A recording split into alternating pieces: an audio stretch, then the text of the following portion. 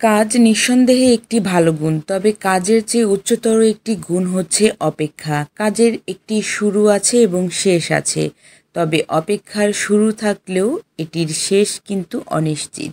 যেহেতু অপেক্ষা চিরন্তন হতে পারে, তাই অপেক্ষার মাঝে একটি শাশ্বত গুণ রয়েছে। শুধু অপেক্ষার মাধ্যমেই মানুষ নিজেকে রূপান্তরিত করতে পারে এবং করতে পেরেছিল।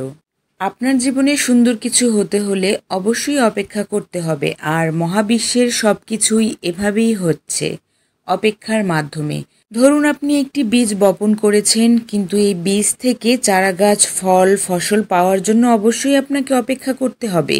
অথবা আপনি ক্ষত বা রোগে আক্রান্ত হয়েছেন, অবশ্যই আপনার ক্ষত এবং রোগ সারানোর জন্য অপেক্ষা করতে হবে।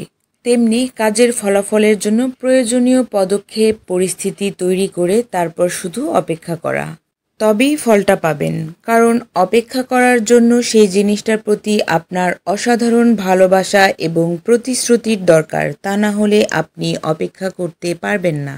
আর এই অপেক্ষার ধৈর্যই হচ্ছে মহৎ গুণ।